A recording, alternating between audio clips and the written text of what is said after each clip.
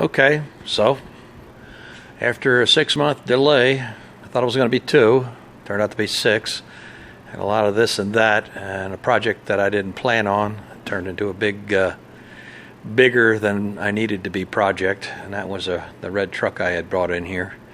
It's currently out of the shop right now, getting worked on. The ABS system is not quite right. Anyway, I'm pretty much done with that. I got a few more small items to do with that. I got to put the hitch back on and a new heater fan and some other things. But back on this project, and pretty happy to be starting back up. Took me almost a day just to get it cleaned off all the dirt and filth that other project generated, because it was quite a rusty piece. So we're back on this side, trying to get the fender going again. As you remember, I had a template that's standing over there by the wall that I'd use as cross-reference to match the other side to see if that was this side had the right attitude and was set the same. So in order to hold that and get rid of the template, get the template out of my way, I just put another one of these adjustable stobs in here, which is a piece of 1/2-inch tubing with a piece of 3/8 tubing inside of it, and a small nut welded 1/4-20, and a little thumb screw with a 1/4-20 bolt on it, and it's clamped to the car, and it pushes this out, holds it out to where it's supposed to be, so I get the so I can get the template out of my way. Going through now, I just welded up the top of the fender, have that where I like it, and matches the other side as far as the arc is concerned. Filled in the spot where this, as you know, was a quarter panel. It's reversed. That spot in the front there was where the marker light would be on the quarter panel. This little smiley face cut drops the body line down to where it's level, otherwise it goes uphill, based on how much I had to pull this fender out in order to get these tires to clear when the vehicle turns right left. So over on this side here, I'm getting ready to put the bracket on the bottom, get started on the rear portion of the front fender. Over here you could see that I have there's you probably can't see it, there's 2 holes here up on the bottom side right here, one here and one here, that the Challenger fender bolted to.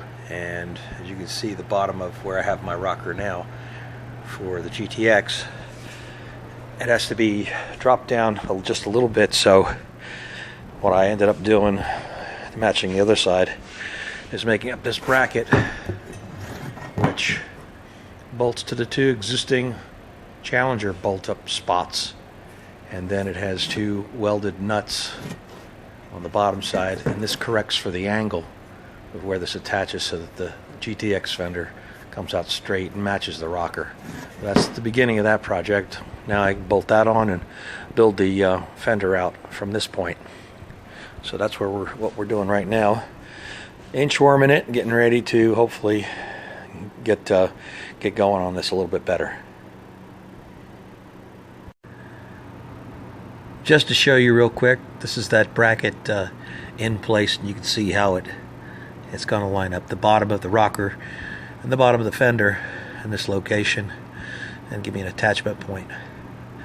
Just wanted to show you how that was going to fit in before I covered it up with the next stage. Okay, so I'm getting ready to make this bottom flange that the bottom of the fender will go to. This is an internal flange, and then the fender will lay over top of it. The bottom of the fender has a roll to it. It's a very slight roll, but this is being 045 steel, very difficult to try and put that in by hand. So in order to control it, I'm going to do what's like a faceted roll.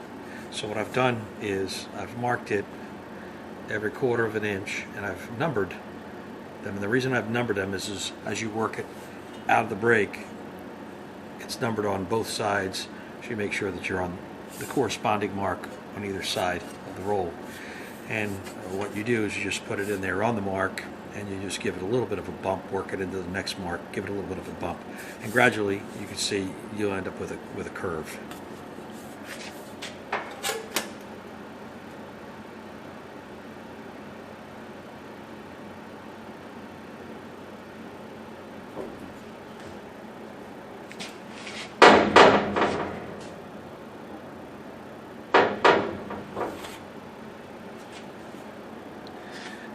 See, it's just a very slight bend there. I'll feed it in from this way. I kind of got started on the wrong end. You got to kind of work it out as the curve's going to want to come up. So if you try to feed it in from this end, it's going to flatten it back out. But anyway, you get the idea. I'll show you when it's done. It's going to be quite tedious to go through all these marks.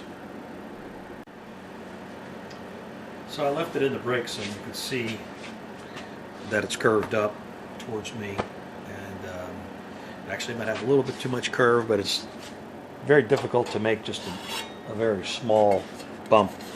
But I'll just flatten this out. It's a whole lot easier for me to flatten this out than I'll put this on the table and just give it a couple of strikes with dead blow hammer here and there, and that should flatten it down a little bit. But again, you can see they're just tiny little flat breaks all the way along to create a subtle curve, and you can see in the light there the facets. But you know, this could actually work for something that's exposed if you go easy enough with the brake, and then you maybe hit it and grind it down a little bit with a grinder if you got enough steel there. If you needed to make a curve for an outer surface that was going to be tight and difficult to make, you can go along and use this method. Anyway, I got one more break to make, and that's down here to break it to the bottom to create the piece that finishes out the bottom of the fender at the back.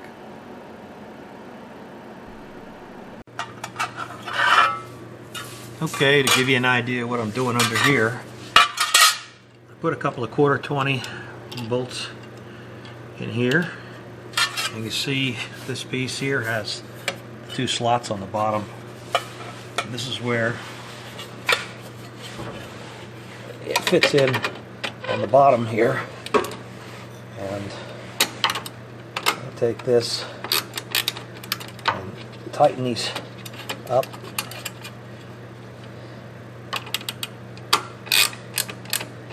But that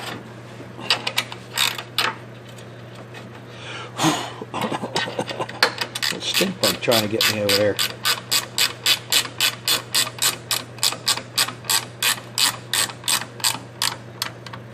Alright, I'll go back and pull this out and make this to where this is just shy of 1 thickness of the steel that'll overlay, which will be the fender itself.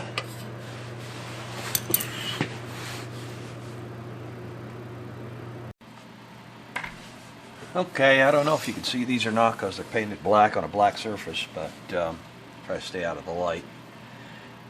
These are the original pickup points for the Challenger fender, and there's a couple of slotted tabs that go back and help you to adjust the middle of the fender in and out.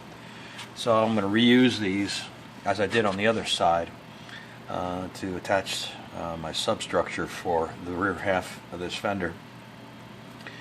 I had to take this point. They were both mounted in this direction for the Challenger, but the profile of the door is different. That was a straight line. So I had to flip this one around and send it in this direction, and then put a spacer in order to be able to mount my bracketry flush on the other opposite side, I should say, of this pressed threaded section. I had to also add a front tab here, because this second hole that mounts up, this leading edge of the door when it opens, it just bumps the top of the bolt if it's bolted right there. So super close. I got real lucky because I didn't really plan too well for the amount of space I needed to pivot this door, and it's just right there. I mean, it's just right there.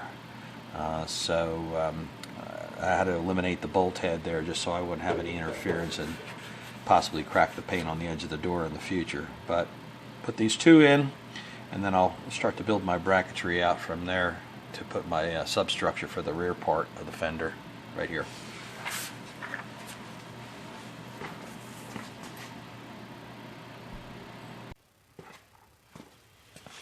Okay, so here are the little extension brackets roughed in. And it's just 1/8 of an inch over, about 1 1/8 inches down, and then 1 inch back. To provide rigidity in all directions. This little 1/8 inch break bends over top of the bracket itself because it's a single bolt attachment point, and if I didn't have this to lay on top, what would happen is once I tighten this down, even if I tightened it down really hard, this would still have a tendency to rotate. But right now it bears off the top edge of the bracket, and that helps to keep it stiff. And on the other side of the car, I had too much of a lip, and it actually interfered again with the door edge. So I have to now go about cutting this off and matching it to the angle of what the fender wants to be, and creating a backer plate to weld my piece to. So the first thing I had to do is come up with this piece, which is an approximation of what my backer piece will look like. And you see it's got a little step here, and then this is the actual fender material. So what's going on here is that I have it's just stepped to make contact just along the edges. I don't want to have two large pieces of metal sandwiched between or to each other because of moisture accumulation. So I just have a small area, which is about a 1-inch step in the metal on both edges in order to contact the actual fender itself, and this is actually where it'll fold over, in this area. So what I'll do is with this mock-up, I'll basically trim a little bit away at a time until this is actually shallower than this. Then I'll slot these holes, and I'll have an adjustment where I can bring it out to what exactly I need. If I try to trim this exactly to where it's supposed to be, I won't have any room to move as far as adjustment. One of the tools that I'm going to use to help me do this a little accurately, it's just a cheap level with a magnet on it, and it's stuck to the door, so I can project my line out and see what my clearance is. And of course, this is not quite enough to get this piece in between, so I have to cut some more away. And I'll go up and do the same thing up here. Now this doesn't always work because depending on the shape of the fender, this fender goes away very quickly.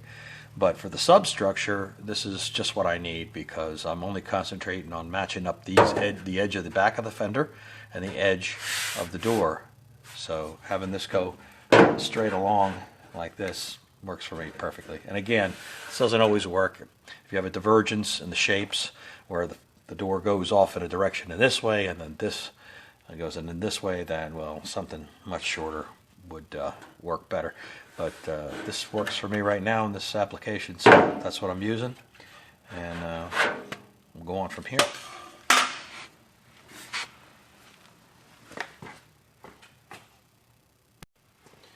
Okay, I've trimmed these off and put the pads on that I'm going to use as a base for when I apply the inner panel. It's got a little vertical surface now that I can drill and click O2 in addition to up here and then down here. So you can see it's a rough approximation of how the fender will fit. Again, I'm going to slot the hole to give myself a little bit of adjustment in both directions. This is obviously is flush. I want this to be out a little bit, so this door will roll in behind there. The same up here, so that and who knows, this panel may end up being a little thicker or thinner, so I'll need the ability to adjust it in and out. So what I'll do is I'll take these off and slot the holes here and here, and that'll give me the ability to move it in and out and give it a little bit fine tuning.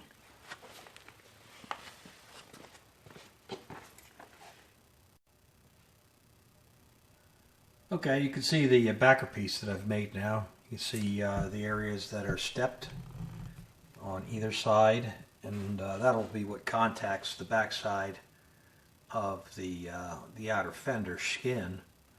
And so this area here is going to be recessed away, so it'll provide a little bit of an air gap. This edge, of course, is where the skin will wrap around back and then back towards the front. Wrap over this reinforcement piece. And you could see also that I went ahead and plug welded these two outriggers in their two locations, and I also went ahead and welded it, spotted it along the bottom side here to attach it to that lower reinforcement piece.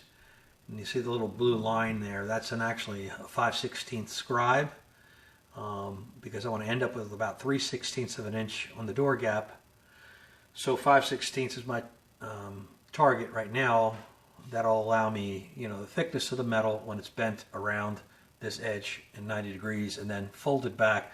When you fold it back and then hammer it out, it has a tendency to grow a little bit. So I'm basically giving it a light 1/8 of an inch. And what I ended up making up to describe that was a little piece right here. I don't know if you can see it. It'll stay in the focus. You see it has a little notch in there. You can put a little Sharpie in there, and this will ride in along the edge of the door. And the little 90 degree, you can hang onto it with your thumb while you run the Sharpie down and mark that out. So it gives you a consistent mark all the way down, give you a good starting point, and then you fine tune it with a grinder, get it where you need to get it. But just a little trick that I'm using right now to, I've used points, set of points, and they wobble side to side, and that'll basically give you a little bit. This you can lean it flat on the material and then bear on it, and then so it stays against the edge of the door, and just follow it down. That is hopefully if your door doesn't have too many bumps and lumps in it. Anyway, that's where we're at now. So I've got this inner flange that I've been building back off the car, and what I have to do now is I have to add a flange, weld a flange that's 90 degrees right in this area right here, so that I can shrink it and stretch it so that it holds its shape right at the door seam, because this is obviously just a little too flexible for that to be manipulated and hold solid. So I'm going to put a 90 degree, I'm going to put a weld a flange on right in this area over here. And the way I have to do it is so that I get into the neighborhood, because I'm going to have it on and off the car a couple of times while I do the process of shrinking and stretching it and fine tuning it. As this is the template that I made for the door, based off where the rear quarter panel ends at the door seam at the back, and that's the shape that follows through from front to back on the door. And then of course it's dictates the shape as it leaves the door at the front fender. Now the front fender changes shape very quickly, but right there this gives me a starting point to get this flange on here. So what I've done is I've pop riveted a couple of 90 degree flanges on here temporarily, a couple of clamps on here to hold it flat, and then I'll just set this in like a cradle into this shape and clamp it in here, and then I'll add that flange right in this area here. It's a compound shape in this direction also, so that's how I'm going to manage to control that and get it close.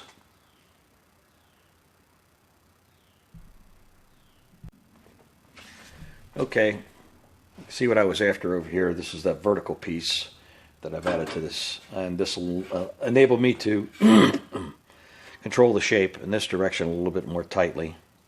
So I'll just hit it with the shrinker and stretcher wherever I need to just draw it up even with the face of the door, and that just allows this is nice and strong, so it'll stay where I put it at this point. It's not just like a piece of flat metal that's just be flipping and flopping around. So anyway, that's what I was after. Okay, it took a couple of probably about a half hour, 3/4 of an hour, on and off a bunch of times, but I finally got it where I want it. It's got a consistent 5/16 gap, and everything right now, the substructure is flush with the door, which is where I want it. That'll put the outer skin just above the leading edge of the door, so that when you open the door, it should rotate in and clear the front fender. With the 3/16 gap, there shouldn't really be an issue. You could almost have it flush, but that's the proper way to do it, which I was advised to do by one of my viewers. So that's the way it's done on modern cars, and so that's the way I'll do it on this one. Anyway, now I can start fitting up the rear skin, the upper portion first, and then the bottom, and then I'll have to patch it in. So that's the next procedure. Okay, maybe I've shown you this before, but truthfully, it's been so long since I did a video that here it is again, if I've shown you it before. This is a way of transferring the leading edge of the door to the fender, which right now the top of the fender is trimmed out rough, but I have to get it specific to the door opening. So what I have to do is I'll have to fit the panel on there, and then it'll overlay the door, and I won't be able to see the leading edge of the door. So I've taken a piece of pattern paper and taped it to the door and cut it with a razor blade, and now that is my leading edge of the door, and I'll slide the panel up underneath this piece of pattern paper here, and then I can accurately trace and transfer the line onto the top side of that panel. I'll put it into place and I'll come back and show you that. Now, as you can see with the fender, the rear part of the fender in place, and it's slipped between the door and this piece of pattern paper. Now I have what represents the leading edge of the door, and I have to space that out 3/16 and then make a mark 3/16 away from this pattern paper, and that will give me my fold line where I'll fold that back so that it can wrap around this substructure here, this brace. Okay, so you can see that I have the rear fender welded on now. I worked it in. I've changed this shape quite a bit because this had to swing out, this had to swing in a little bit. This is folded 90 degrees in that direction. When the fender comes off with the whole assembly, I'll have to hammer it back flat on the other side and then tune up this edge a little bit between the door gap. Down here, this little bit of red tape here is on the side that won't be actually welded or in any other way connected to the fender, but in case it vibrates close to the fender, that little bit of double-faced tape, which I left the backing on, will act as kind of a cushion to keep any rattling from happening. So that's where I am now. I've got to move on to putting the lower section in and then piecing this in, and then moving to the front, which is a little more complicated because there's an extension to the roll pan that goes on there that has to be English wheeled.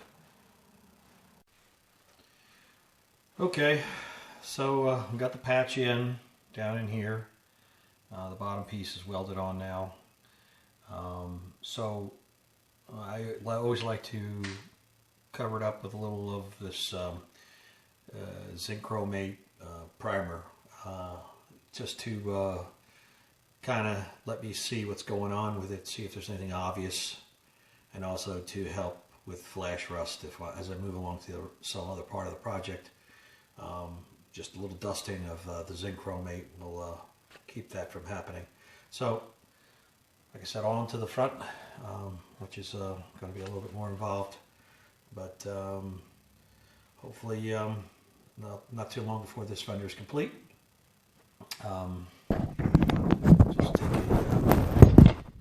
Let's just take a look over here. It's a real hassle having to film with this phone now. I got an update. Never get updates. This is like a Samsung 6. I think they're up to like 22 now or something. And they sent me an update and it ruined the internal microphone on the phone. So now I'm going to have this thing. So I'm going to hold this thing around when I'm talking, or else it doesn't pick up my voice very well. Anyway, it's you know, you got to stand back and check out different angles because something lumpy must show itself depending on the angle that you look at it. But so far, I haven't seen anything hugely. It shows itself up as you work your way around the car. You'll come around at an odd angle and you'll see something. You'll have to rework an area. But so far, it looks pretty decent. All right, I'm going to be moving on to the next part. Well, the good part about the second side of the car is that you've already established the shapes and you have some guidance as to where you want to take the next, the duplicate mirror part on the other side of the car. You can take patterns and establish angles and attitudes and shapes from what you've already done. The bad part is that you've got to, match a compound shape, which can be kind of difficult, especially since you're mirroring it. But you can use as many. There's a lot of opportunities for pattern making. So what I'm going after right now is that outer corner here, which is probably one of the more difficult pieces to make, because it rolls under, rolls around, and then it rolls back upwards on both sides. So I have to start somewhere, and got a bunch of bits and pieces hanging over here. So what I first have to do is I made up this pattern based on the other side, and what this does is this front edge lines up with the roll pan at a certain location. Then this is the side of the fender at the bottom in the front, and then this will be the curve that I'll have to accomplish at the base of the piece. So what I'll do is I'll clamp this up under there and make sure everything's in alignment before I even get started with this. Then also I have another flange that bolts to this, which is my start point on this side. It gives me my shape this way, which rolls under and then it curves back out, and it gives me a target there. And so I have a line right in here that I'll have to cut off all this excess metal and create the shape rolling up into that area also. So first things first, I'll get this all clamped up, and then I'll start trimming away along this upper line here and start seeing where I have to target. Okay, a lot of this stuff has to do with trying to visualize different planes that intersect. So anything you can do to simplify that, you know, any kind of hack you can use is always welcome. At the bottom you can see that I established this plane with this flat piece of metal that's both tied into the bottom of the front fender here, and then also into the bottom of the roll pan. I've got a cleat coat up there, and that gives me my transition at the bottom here of how that shape needs to be. Now I want to find out how to trim this across this rolls under in like a conical shape. So in order to get a straight line that matches my body line right here, and then ends up following up underneath the bumper where those points converge, I took a piece of 023 sheet metal, and it stood straight up, so you can't just lay it against the body. It's vertical, and then I just tacked it in a couple of places here and then over here, and just wrapped it around, and basically every place that it contacts this piece of the fender here, that's the line on which that I'll trim that off. But you know, you just got to kind of visualize the plane that you want it to take, and then see what can get you there. And there's no patent method for doing any of this. Just try to use common sense, that's all. Thanks. Okay, as with the other side, I've attached this parting flange, and this will be an attachment point for the fender once this corner is filled in. And I'll bring my sheet metal around and lay it on here. Now on this is the roll pan, and it has a couple of captured 1/4-20 nuts on the back side here, so that I'll just be able to easily bolt it in without having to fumble with a nut and bolt situation. But I'm establishing the flange first, and then I'll bring my part around to it. That way it's already, it's very easy to do with everything exposed here, as opposed to trying to make some sort of an attachment point once the part is made, drilling holes from the inside, upside down, and all that. So the flange is already there. I'll attach my part and weld it to here, and then that'll be an easy way of making sure that the alignment is good. Well, that went a little bit better than expected. So that bottom corner's filled in now. I still have to deal with a little smiley face, and then I have to cut in the side marker light. And then I have to take the whole fender off, and I have to hem the back and weld up any other pinholes or imperfections that I see before I put it back on the car. Anyway, that's where we're going to stop right now. Thanks.